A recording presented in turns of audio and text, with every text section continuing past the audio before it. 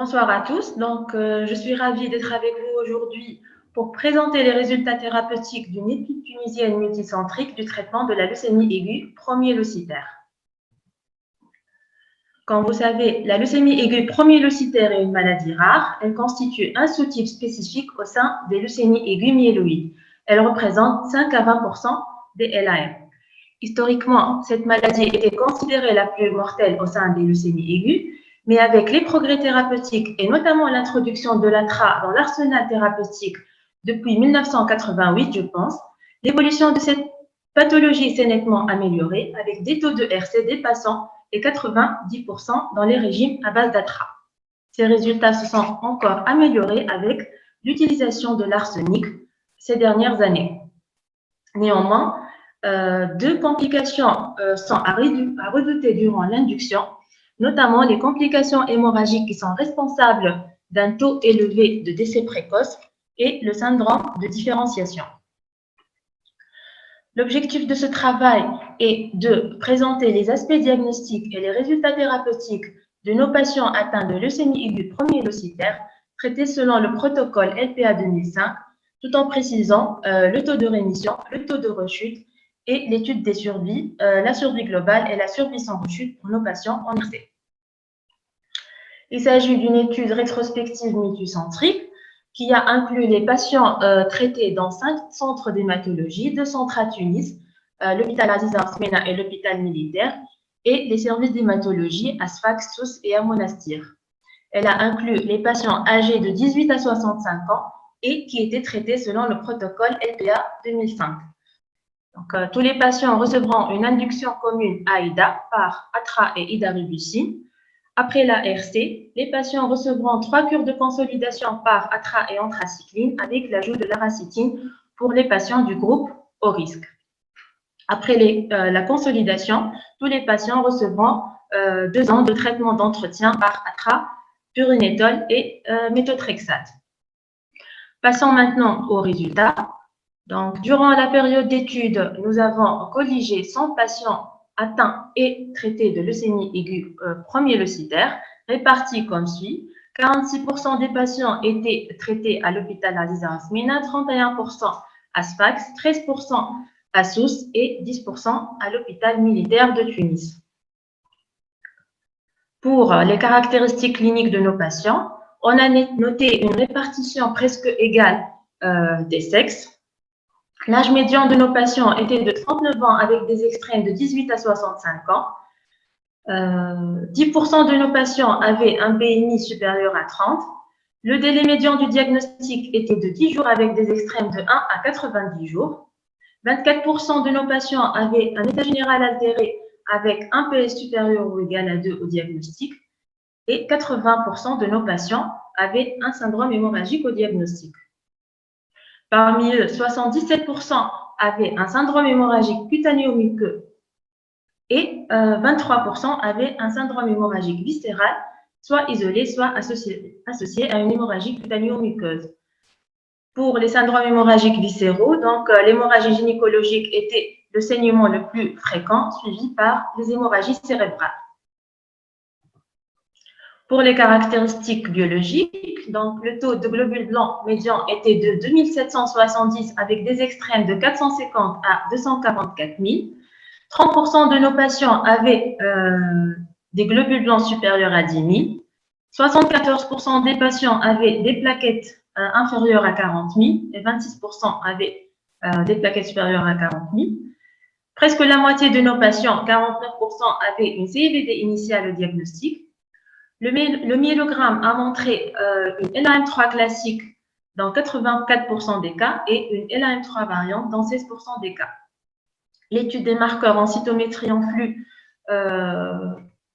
pour le CD2 a été réalisée chez 53 patients et elle était positive dans 24% des cas. Et pour le CD56, elle était réalisée chez 54 patients et elle était positive dans 7% des cas. Pour l'étude cytogénétique et moléculaire, donc une translocation 15-17 a été retrouvée dans 75% des cas. Parmi eux, 56% avaient une translocation 15-17 isolée et 19% avaient une translocation 15-17 associée à des anomalies cytogénétiques additionnelles. L'anomalie cytogénétique additionnelle la plus retrouvée chez nos patients était la trisomie 8. 4% de nos patients avaient un karyotype normal et le karyotype n'a pas été fait ou a montré un échec de pousse dans 21% des cas. Le PML rare alpha était positif dans tous les cas. Le sous-type de transcrit prédominant chez nos patients était le BCR1 dans 46% des cas et suivi par le BCR3 dans 31% des cas.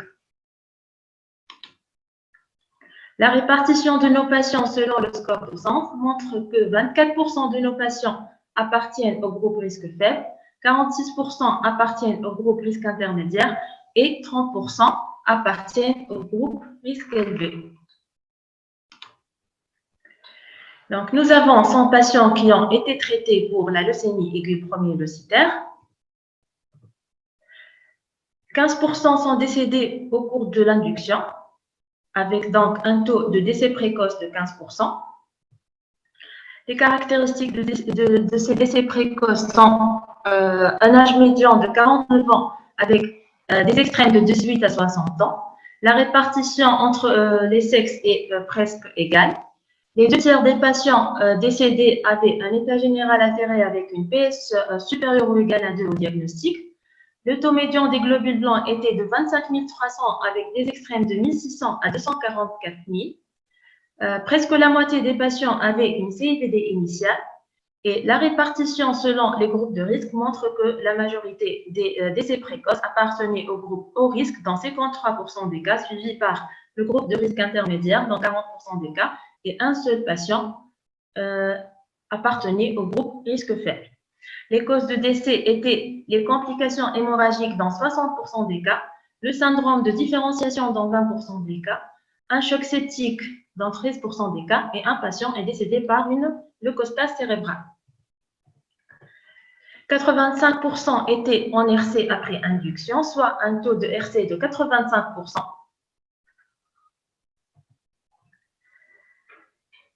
Le karyotype après induction a été réalisé chez tous les patients.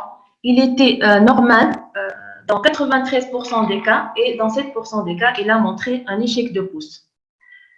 Le problème dans notre série, c'est la réalisation hétérogène du contrôle moléculaire chez les patients. Certains ont eu leur contrôle moléculaire après l'induction, d'autres après la première ou la deuxième conso. Donc, un contrôle moléculaire après l'induction a été réalisé chez 54 patients et il était négatif dans 65% des cas. Pour les autres patients, ils ont eu leur contrôle moléculaire après l'induction et ils ont tous un contrôle moléculaire négatif. Un contrôle moléculaire après les consos et avant le traitement d'entretien a été réalisé dans 43,5% des cas. Au cours de l'induction, 22% de nos patients ont présenté un syndrome de différenciation. Parmi eux, 5 patients avaient un syndrome de différenciation sévère. Les manifestations cliniques les plus fréquentes chez nos patients étaient la dyspnée, retrouvée dans 82% des cas, suivie par la fièvre et la prise de poids chez presque la moitié des patients. Les épanchements pleuraux et péricardiques et les infiltrats pulmonaires dans 36 et 32% des cas. 14% des patients ont eu une insuffisance rénale et aucun patient n'a présenté une hypotension. L'âge médian des patients est de 36 ans avec des extrêmes de 18 à 65 ans. On a noté une prédominance féminine chez les patients avec syndrome de différenciation, 59% de femmes et 41% d'hommes. Le BMI médian était de 27 et 18% des patients avaient un BMI supérieur à 30. Le taux médian de globules blancs était de 12 800 avec des extrêmes de 920 à 144 000 et la moitié des patients avaient des globules blancs supérieurs à 10 000 au diagnostic. Le délai médian de survenue de l'atrasyndrome était de 6 jours avec des extrêmes de 2 à 20 jours. 45% des patients étaient sous prophylaxie pour l'atrasyndrome au moment de sa survenue Et l'évolution était favorable dans la majorité des cas, dans 86% des cas, et 3% sont décédés. Donc, revenons à nos patients en RC, après induction. Parmi eux, donc 87% sont toujours en RC, vivant en rémission complète. 3,5% des patients ont eu un décès toxique. Un patient est décédé par cardiotoxicité au cours du traitement d'entretien. Un patient est décédé par AVC au cours du traitement de consolidation. Et une patiente a présenté un SMD arrêt 2 rapidement transformé en LAM à 36 mois de la RC. Elle a eu un traitement de rattrapage par 3+7 et elle est décédée par état de choc septique. Et nous avons 8 patients qui ont rechuté, soit un taux de rechute de 9,4%. Pour les caractéristiques des rechutes, donc au diagnostic initial, l'âge médian de ces patients était de 30 ans, avec des extrêmes de 20 à 59 ans, avec une prédominance masculine, 6 hommes et 2 femmes. Les patients qui ont rechuté appartiennent majoritairement au groupe de risque intermédiaire, la moitié des patients, 4 patients parmi 8. 2 patients appartenaient au groupe risque faible et 2 patients au groupe haut risque. Pour les marqueurs en cytométrie en flux, le CD34 a été étudié chez 5 patients et il était négatif dans tous les cas. Le CD2 étudié chez 5 patients est négatif dans tous les cas. Et le CD55, il était réalisé chez 3 patients et il était négatif dans tous les cas. Un seul patient avait une translocation 15-17 avec anomalie cytogénétique additionnelle au diagnostic. Et le sous-type prédominant, le sous-type de transcrit prédominant chez les patients qui ont rechuté est le BCR3 retrouvé chez 4 patients parmi 7.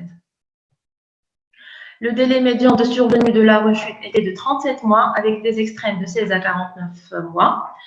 4 rechutes sont survenues au cours du traitement d'entretien et 4 après la fin du traitement. 7 patients avaient une rechute médulaire isolée. Un seul patient avait une rechute médulaire et neuroménagée. Un seul patient avait une translocation 15-17 avec anomalie cytogénétique additionnelle au moment de la rechute. 7 patients ont pu avoir un traitement de rattrapage et l'évolution était bonne chez 5 patients et 3 patients sont décédés. Donc, on va voir un peu plus en détail ces rechutes. Donc, parmi les 8 rechutes, un patient est décédé par hémorragie intra-alvéolaire avant le traitement et 7 patients ont eu un traitement de rattrapage. Parmi eux, un patient est décédé au cours du traitement et 6 patients étaient en RC2.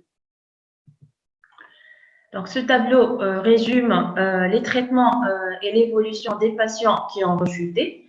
Donc, on a 6 patients qui étaient en RC2. 5 parmi eux ont eu un traitement de rattrapage par atra et arsenic associé à DPL chez un patient, celui qui a la rechute neuroménagée. Le contrôle moléculaire après traitement de rattrapage était négatif pour 4 patients et positif pour un patient. 4 patients ont eu une allogreffe et un patient n'a pas été allogreffé, mais il a eu un traitement d'entretien et l'évolution était bonne dans tous les cas. Pour le 6e patient, il a eu un traitement de rattrapage par atra plus chimiothérapie. Le contrôle moléculaire après rattrapage était négatif. Il a eu une intensification thérapeutique par autogreffe, mais malheureusement, il a eu une 2e rechute et il est décédé. Donc, ce tableau récapitule nos résultats thérapeutiques en fonction des groupes de risque et on constate que le taux de décès précoce est élevé dans le groupe haut risque, 26,6%, et le taux de RC est bas avec un taux de 73,4% seulement. Pour les taux de rechute, ils sont comparables pour les 3 groupes, avec un taux de rechute de 8,6% pour le groupe risque faible, 10% pour le groupe risque intermédiaire et 9% pour le groupe haut risque. Ce taux de rechute se rapproche de la littérature pour le groupe haut risque, mais il est un peu plus élevé pour les groupes risques faibles et risques intermédiaires. La survie globale de nos patients à 3 ans est de 82% et la survie sans rechute à 3 ans est de 92,9%. À l'analyse de la survie selon le taux de globules blancs, on constate que pour les patients avec des globules blancs inférieurs à 10 000, la survie globale de 83% et surtout la survie sans rechute de 93,9% sont meilleurs que ceux des patients avec des globules blancs supérieurs à 10 000, avec une survie globale de 70% et une survie sans rechute de 90,2%, mais sans que cette différence ne soit statistiquement significative.